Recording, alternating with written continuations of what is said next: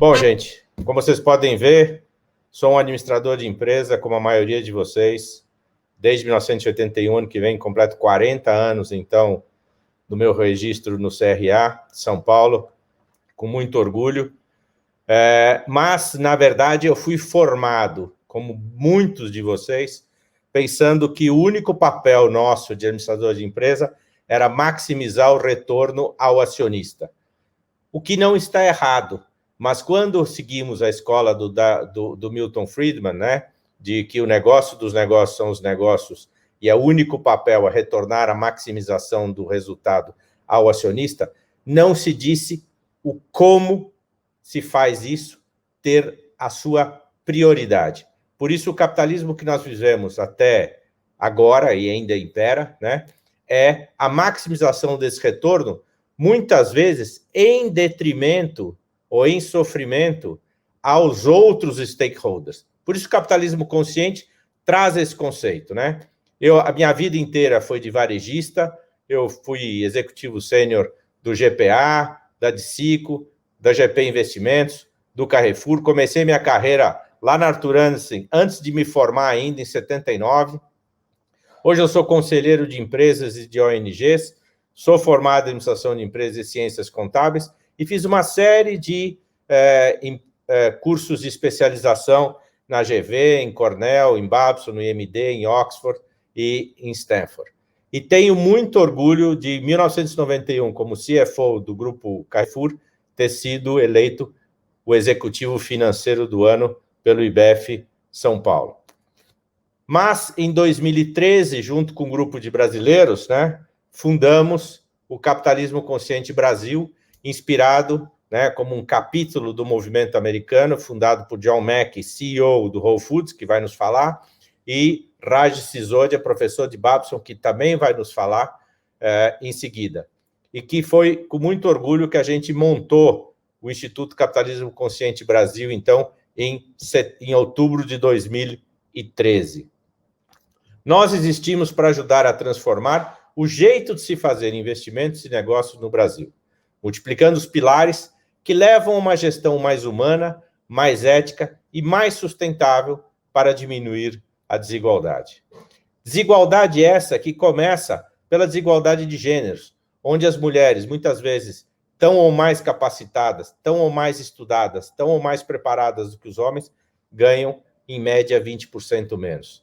Para diminuir essa desigualdade, onde o homem negro, quando tem a oportunidade de se igualar a uma posição de um homem branco, ganha até 43% menos. A desigualdade dentro da raça negra, onde uma mulher negra ganha até 56% menos que o homem negro. Onde dentro de uma empresa, nós temos salários que vão de 30 a 70 vezes entre a base da pirâmide e o CEO da companhia. Pode ser que isso não seja um problema, desde que a base da pirâmide não viva aqui do lado esquerdo, em Paraisópolis, por exemplo, e o CEO da companhia viva do lado direito, no Morumbi.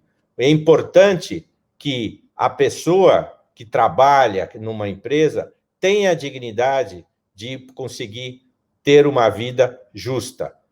Por meio do trabalho é fundamental. E nós temos que reduzir essa concorrência, essa briga infinita por acumulação que não acaba nunca. Hoje, 82% de toda a riqueza mundial está concentrada apenas na mão de 1% das pessoas. Por isso, nós acreditamos que um negócio é bom quando cria valor. É ético porque é baseado na troca voluntária. É nobre porque eleva a existência e é heróico porque tira as pessoas da pobreza e gera prosperidade. Vamos ver o que John Mack, CEO do Whole Foods Market e cofundador do Movimento Capitalismo Consciente, tem a nos dizer sobre o porquê ele acredita tanto no Movimento Capitalismo Consciente e o que é propósito. Eu peço desculpas se não tiver som, mas está subtitulado. So, why have I gotten so deeply involved in conscious capitalism? The purpose, the higher purpose of conscious capitalism is to elevate humanity through business. Business is a force for good in this world. It does more good on this planet than all the governments and all the nonprofit organizations combined. Why is that? Because business is the value creator. We we create value for customers, employees, suppliers, investors, and the communities that we're in. It's business that's been lifting humanity out of poverty. 85% of everyone alive 200 years ago lived on less than $1 a day. We've decreased that. Business, capitalism has decreased that to under 10% today. It is phenomenal. The life extension has gone from less than 30 across the world to now into the upper 70s. Again, done through business. Business can be done in a more conscious way. It can have a higher purpose. It isn't only about making money. There's nothing wrong with making money. Making money is important in business. It's like my body produces red blood cells, and if I stop producing red blood cells, I would die. It doesn't follow logically that therefore that's the higher purpose of my life. Business must make money or it will die, but it doesn't follow that the purpose of business is to make money. Rather, business has its potential for a higher purpose, and that higher purpose will fall back into the value creation that your business is doing to help people, to help the customers, to help the employees, to help the suppliers, to help the investors, to help all of the major stakeholders. Por isso, os negócios conscientes devem ter um propósito maior, como o John falou, tratar todos os stakeholders de forma equânime, criar cultura e valores que garantam a sua perpetuidade e ter um líder consciente que cuide das pessoas e do nosso planeta. O propósito é o norte, é a bússola que está apontando lá para frente, que deve responder à pergunta: qual a dor da sociedade nós, como empresa, propomos curar? E aí alinhar a nossa visão estratégica, que é como o nosso negócio faz dinheiro. Se os dois estiverem alinhados, indiscutivelmente o nosso impacto social, que responde qual diferença nós fazemos para a sociedade, estará respondido. E o propósito nos leva a deixar o ego de lado, de não querer ser a melhor organização do mundo, que suga, usa os recursos humanos e destrói os recursos naturais, para querermos ser a melhor organização para o mundo, que cuida das pessoas, serve as pessoas e cuida do meio ambiente. Por isso, a gente traz aqui o Ikigai japonês, que fala sobre propósito, e cruzamos ele com o propósito da empresa. Quando você ama o que faz com o que o mundo precisa, você descobre a sua missão. Quando o que o mundo precisa, você ainda é pago para fazer, você descobre a sua vocação. Quando você é pago para fazer aquilo que você faz bem feito, você descobre a sua profissão. E quando você faz bem feito aquilo que você ama fazer, essa é a sua verdadeira paixão. Por isso é importante que a gente alinhe o nosso propósito ao propósito das empresas que nós vamos trabalhar, para que nós sejamos felizes, que a gente trabalhe com propósito e que consigamos, com isso, entregar muito mais e todos os stakeholders vão ganhar mais, inclusive nós e o próprio acionista. Nós entendemos que o capitalismo continua sendo a melhor forma de gerar riqueza e inclusão social das pessoas, elevando a sua dignidade. Mas, para isso, as pessoas precisam ter oportunidades iguais. As empresas, os líderes, temos que dar oportunidades iguais, mesmo que elas venham com condições desiguais que a sociedade as deixou até entrar no mercado de trabalho. Cabe a um país desigual como o Brasil que o capitalismo, que os negócios nivelem e deem essa mesma oportunidade. Por isso, o Raj escreveu Empresas que Curam. Lançou nos Estados Unidos em setembro do ano passado e nós lançamos no Brasil em junho deste ano. Então, Empresas que Curam, ele traz duas mensagens. Nós precisamos curar a nós mesmos, nossas famílias e nossas comunidades. Nós precisamos curar nossas empresas e nossos países. Nós precisamos curar nosso planeta e a sua habilidade de manter a vida. Nós precisamos curar o passado, o presente e o futuro. E como ele relembra Dalai Lama, nosso principal propósito nessa vida é ajudar os outros. Se você não puder ajudá-los, pelo menos não os machuque. E o Raj fez questão de gravar uma apresentação de Empresas que Curam e uma fala especialmente para esse nosso evento de hoje. Hi, everyone. My name is Raj Sisodia. I'm co-founder and co-chairman of Conscious Capitalism, Inc. And I'm very happy to be sending this message to the members of the Brazil Administrative Council. I'm sorry I cannot be there with you in person, but I did want to share some thoughts about my more recent book, which you will be hearing about, The Healing Organization. You know, we're living through a very, very difficult time in the world right now with the pandemic and with the economic unrest and everything else that has happened. Well, I think this pandemic is really showing us some truths that we had lost sight of. That we really are here on this planet to take care of each other, and that business is really a way that we can do that at scale. So we should start thinking about that in a different way. You know, we're living through a very challenging time, of course, but if you look at the overall arc of history, the fact is that we are living in the most prosperous time in human history and the most peaceful time in human history. But at the same time, we know that there's a lot of suffering. There's psychological suffering that people have, economic suffering, but also planetary suffering has been on the rise. And therefore, we need to think about what do we need to do to heal coming out of this crisis, but even beyond that. We believe that we need to heal at every level. We need to heal ourselves as individuals. We need to heal our families, our communities. We have to heal our companies and our countries. Our countries have never been more divided politically, whether it's the US or Brazil or India or the UK or many other countries. We certainly need to heal our planet and its ability to sustain life. And we need to heal the past, the present, and the future. There are many things that happened in the past that we still have not recovered from, and we have to move past that. And that's why we see all the social unrest in the world right now. So I believe that ultimately every one of us now has to be a healer. As the Dalai Lama said, our prime purpose in this life is to help others. And if we cannot help them, at least don't hurt them. And unfortunately, we are hurting each other a lot. You know, we don't consciously set out in business to hurt people, obviously, but I believe that if you don't consciously choose to be part of the healing, we are probably part of the hurting. So we have to face up to this reality of the suffering that is being caused by the traditional way of doing business. Just think about the fact that heart attacks are 20% higher on Mondays, or that 120,000 Americans die every year from the stress connected to their work, or that 600,000 Chinese die every year from overwork. And the sad irony is that even the healing professions, doctors, nurses, veterinarians, have become places of suffering because of the way in which we run our organizations. They are doing noble work, they're living their purpose, and yet doctors are committing suicide at twice the overall average. So clearly the way that we work is not working. So we need to change how we think about business and how we think about work. And I believe that if you do it right, business can actually alleviate suffering and elevate joy. So the message of this book is not about healing businesses. It's not about saying we need more yoga studios or massage parlors. It is saying that business itself is fundamentally a human activity that can lead to healing. If we do it right, if we are doing business in order to care for each other, then we will in fact create healing. So if you do it right, business can be a place of healing for those who work there. They can leave at the end of the day physically, mentally, emotionally, spiritually, and socially in a better place.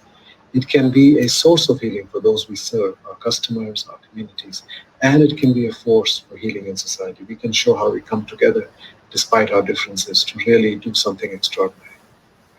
And ultimately, whether you have a healing business or a business that causes suffering depends on the leaders. The leaders set the tone, because if you are not healed as a human being, as a leader, then you will inflict suffering on others. So it all starts with the leaders. Because what manifests into the world, the macrocosm, is a reflection of the microcosm. So again, I'm very glad to be with you, at least via video, on this important day. And I wish you a wonderful event and for you to explore these ideas of how can you personally be a force for healing in the world. Thank you very much. E aí, até o Klaus Schwab, que é o fundador, né, do World Economic Forum, usou no tema de 2020 capitalismo para stakeholders por um mundo mais coeso e sustentável. Este termo não foi cunhado para o evento de 2020, mas sim ele cunhou esse termo em 1973. Só que na época o World Economic Forum só existia há 3 anos e estava no auge o Milton Friedman falando sobre que o único papel era o capitalismo para shareholders.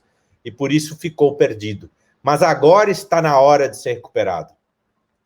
Desta forma, as empresas têm que cuidar do que a gente chama a sustentabilidade do planeta.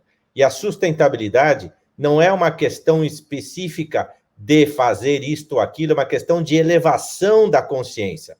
Por exemplo, os 17 ODS, né, Objetivos de Desenvolvimento Sustentável da ONU, que foram escritos em 2015 para serem entregues ou cumpridos até 2030, estão atrasados. Nós, durante 5 anos, jogamos fora. Mas quem sabe agora com a pandemia, a gente consiga recuperar e da mesma maneira que nós aceleramos, por exemplo, a digitalização das nossas empresas, a gente acelere os compromissos com ações para acabar com a pobreza, para promover a prosperidade e o bem-estar para todos, para proteger o meio ambiente e enfrentar as mudanças climáticas. Afinal, lá em 1994 foi cunhado o termo Triple Bottom Line. People, Profit, Planet and Profit, ou seja, pessoas, planeta e lucro. Nós, no Capitalismo Consciente, estamos evoluindo essa proposta para People, Planet and Purpose, ou seja, pessoas, planeta e propósito, onde o resultado, o lucro, será consequência do alinhamento do propósito. E agora, fazendo o alinhamento com o que a gente tem falado ultimamente, os investimentos ESG. Investimentos E, environment ou ambiental para o planeta, S, social ou social para as pessoas, e G, governança para o propósito. E muitas vezes é a governança que dita aquilo que os líderes vão fazer nas outras duas dimensões. Por isso, o investimento ESG é tão importante para cuidar do momento que a gente vive, do meio ambiente que a gente tanto demanda, cuidar do nosso social, começando pelas pessoas aqui que trabalham conosco, que confiaram a sua vida, né, nas nossas empresas, as pessoas que estão na nossa comunidade, aos nossos clientes, às pessoas que estão nos nossos fornecedores.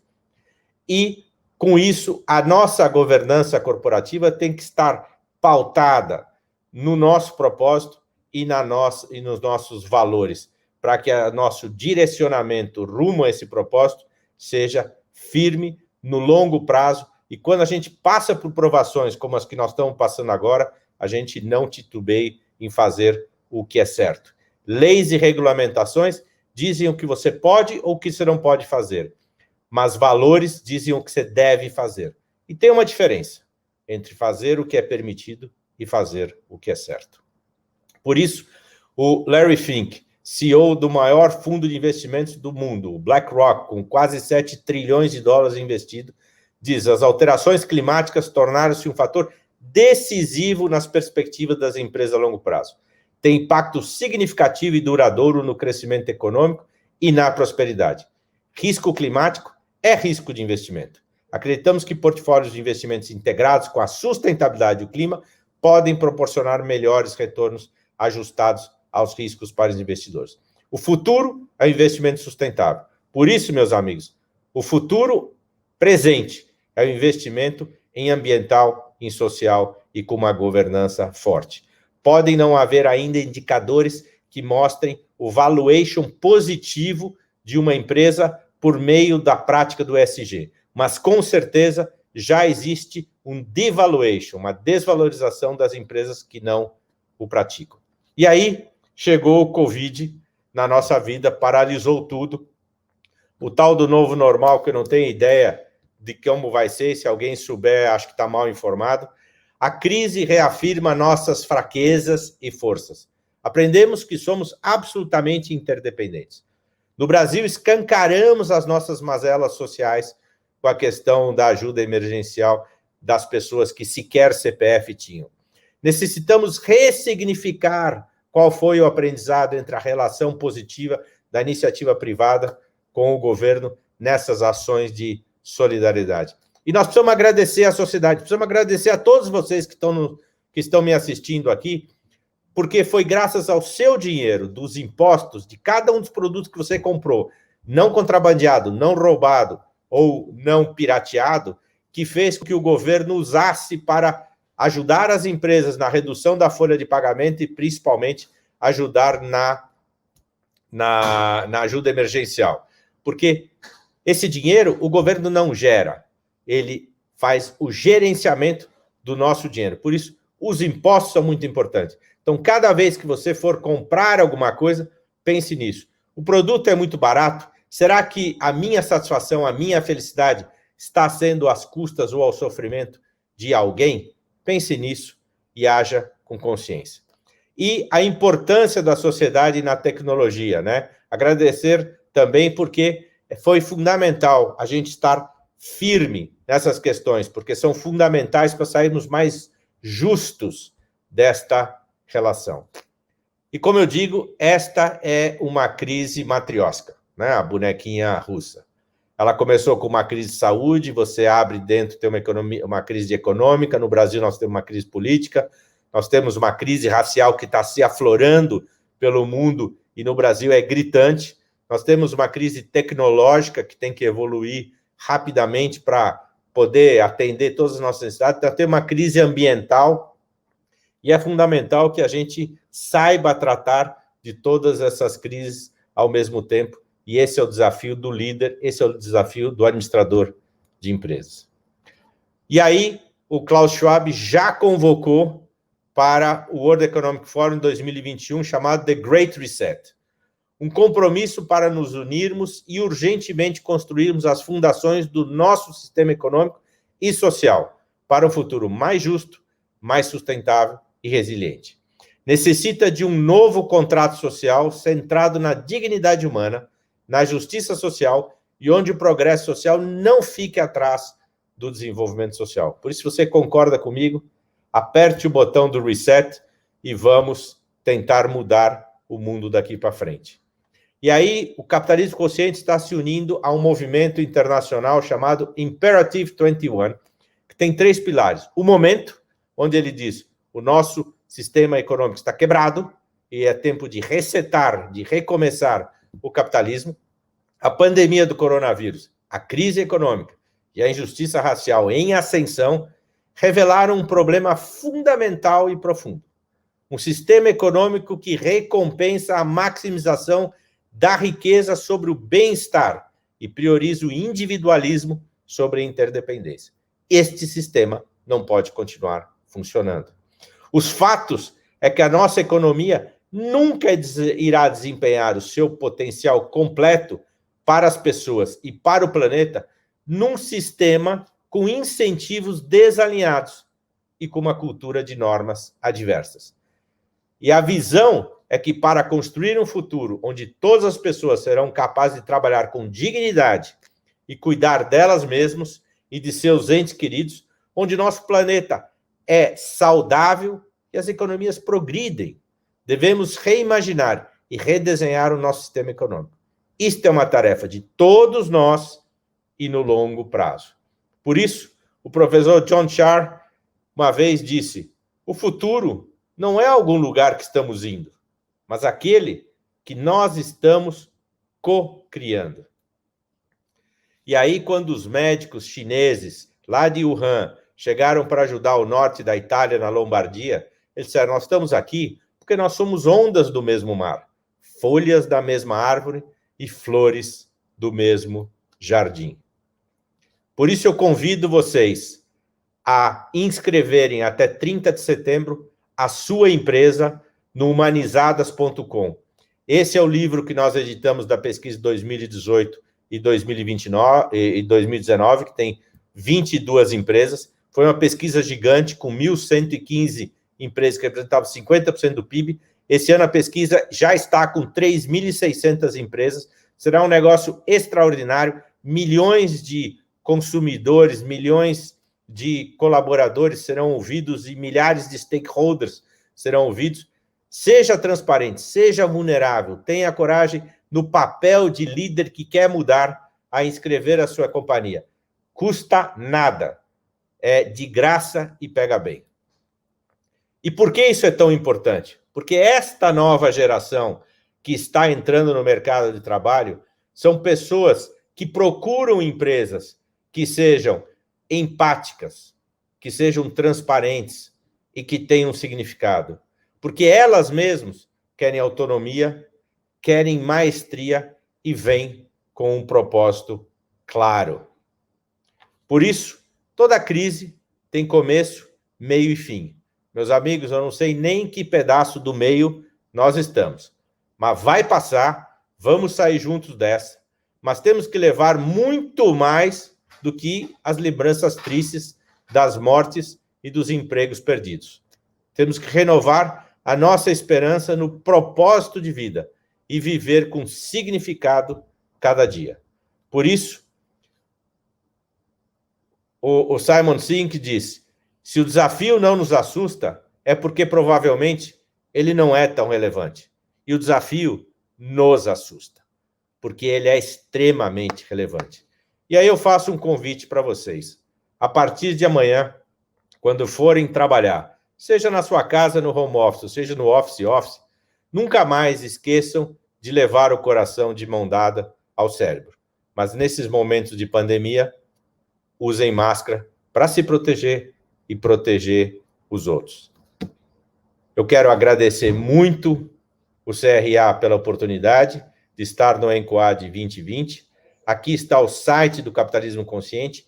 Entre lá, se inscreva, passe a receber os nossos blogs. Se você quiser, seja um dos 1.500 embaixadores que nós temos na pessoa física. E se a sua empresa tiver uma identidade com isso, seja um associado do Capitalismo Consciente e nos ajude nesse advocacy tão importante. Aqui está meu contato, eu respondo todos os e-mails que eu receber e será um enorme prazer. Bacana, Hugo, muito legal. Hugo, a gente falava por aqui que, quando a gente te convidou e vimos que você era administrador, profissional da administração registrado aqui conosco, já foi um baita orgulho saber que você estava com o CRA nessa. Agora a gente fica ainda mais grato e mais orgulhoso de ter um profissional do seu gabarito, como você, que toca uma questão tão importante aí no mundo, que é importante para todos nós, né? Não é para administrador, é importante para qualquer ser humano, e saber que temos você, um profissional do seu gabarito, ao nosso lado, ao lado do CRA, deixa a gente bem feliz e orgulhoso. Hugo, muitas perguntas aqui dos seus colegas de profissões e de estudantes que já pelo teor das perguntas, já dá para ver que se inspiram na sua carreira para formatar a deles, né? Então eu queria passar a primeira para você, que é do Gabriel Dordan, que ele pergunta: qual foi a sua maior dificuldade depois de formado, Hugo? Olha, Gabriel, muito obrigado pela sua pergunta. Eu, na verdade, comecei a trabalhar muito cedo. Comecei a trabalhar como estagiário no antigo frigorífico Wilson, na Comabra, em 1977. Então, já faz 43 anos que eu comecei a trabalhar. E eu estava no meu primeiro ano de administração de empresas na FMU. E quando eu terminei meu estágio, rodei a empresa inteira, me perguntaram qual área que eu queria trabalhar, e eu falei auditoria interna. Ninguém entendeu por que eu queria ser auditor interno, e eu fui para lá. E um dia eu estava na faculdade, já no terceiro ano, apareceu uma empresa chamada Arturança, eu nunca tinha ouvido falar, a única empresa que eu conhecia na época era a Price, recrutando. Então eu achei que aquilo era a minha carreira, aquilo era o meu futuro. Por isso que eu sou contador também, porque eu achava que para poder dar parecer eu tinha que ser contador, tinha que ter CRC também, além do CRA. Tá? Então, acho que a primeira questão, o primeiro desafio foi que eu por sorte, Gabriel, eu consegui, desde o meu primeiro emprego, encontrar uma empresa que tivesse propósito que alinhasse com o meu. Mas a minha necessidade financeira era muito grande, então eu trabalhava que nem louco, eu precisava entregar mais, e eu precisava estar sempre provando, né? E a gente vai evoluindo na carreira profissional e vai assumindo a liderança e vai descobrindo que quando você assume a liderança, você não tem mais que provar mais nada. Você não tem que se preocupar com você. Você passa a se preocupar com os seus liderados. Então, esse foi o maior desafio lá atrás. Bacana, Hugo, bacana. Agora a Natália tem aqui, talvez, a Natália Enders, ela tem talvez a pergunta que seja a mais importante dos nossos 3 dias de debates, né? Que, em resumo, ela diz aqui como alinhar a finalidade social com a finalidade capitalista que a gente tem das empresas de uma forma geral, que não são aquelas do terceiro setor, né? Se responder essa pergunta, Hugo, a gente encerra o evento aqui, né? Não, eu não quero encerrar o evento, mas eu vou responder. Tá? Vamos lá. Então, primeiramente, Natália, não vamos olhar o social só em cuidar da comunidade, em fazer doações, em fazer o bem. O social começa, como eu disse lá dentro, começa com a nossa gente, com a gente da nossa empresa, né? Será que homens e mulheres têm as mesmas condições e têm a mesma remuneração pelas atividades iguais ou semelhantes? Será que os negros, pardos, né, índios, têm a mesma condição que os brancos? Será que os LGBT têm as mesmas condições que os deficientes têm? E, principalmente, a desigualdade não está só do lado de fora, a desigualdade está principalmente do lado de dentro. Quando eu pago um salário miserável, certo? Para um auxiliar e pago uma fortuna para o CEO, só para dar mais bônus ainda e mais retorno, a grande pergunta é essa: será que não dá para pagar um pouco mais para aquele auxiliar, ou mesmo estagiário, que vai trabalhar e ter mais dignidade com o seu trabalho? Então, acho que o social não é só isso. O social, sem dúvida nenhuma, o Brasil não é um país doador. Mas, com a pandemia, veio a questão da doação. Nós já doamos perto de 7 bilhões de reais desde o começo da pandemia, quando nunca doamos. Empresas, pessoas físicas e pessoas jurídicas. Doar não é uma atitude no Brasil porque ela não tem benefício fiscal. Mas se você doa pelo benefício fiscal, o teu papel de doação simplesmente perde todo o valor. Então, acho que o que a gente tem que fazer é: o capitalismo não incentiva o lado filantrópico. A gente acredita que tem pessoas que estão tão fracas que não dá para ensinar a pescar e tem que dar o peixe. Mas depois que ele se alimenta pela primeira vez e recupera um pouco de força, vamos dar o peixe e a oportunidade dele pescar e criar a sua própria dignidade. Muito bacana, Hugo, muito bacana. É o tal equilíbrio, né? Que a gente tanto busca. Hugo, a Isabela Bittencourt pergunta: se você pudesse dar alguma dica para um estudante de administração, uma só, qual seria ela?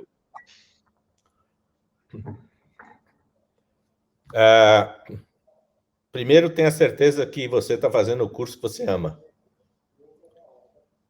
E segundo, que esse é um dos cursos que eu escolhi na minha vida pela amplitude de opções. Eu digo para os meus filhos: eu cheguei até aqui sem Google, imagina vocês onde podem ir. Então, a grande questão que eu tenho nesse processo a dica é: faça aquilo que você ama. Eu sei que no começo de carreira, muitas vezes a grana ou a falta dela vai falar mais alto. Mas se for inevitável que você trabalhe num lugar que você não tenha tanta paixão, que seja apenas para sobreviver ou pagar a sua faculdade ou ajudar em casa, tá? Assim que você tiver uma oportunidade, procure algum lugar que, mesmo ganhando um pouquinho menos ou até o mesmo valor, você seja mais feliz. Por isso, quando for, vá de cabeça, entregue-se por inteira e efetivamente seja aquilo que não admite a mediocridade. Por isso que eu falei, a juventude nova busca maestria, não é simplesmente autonomia.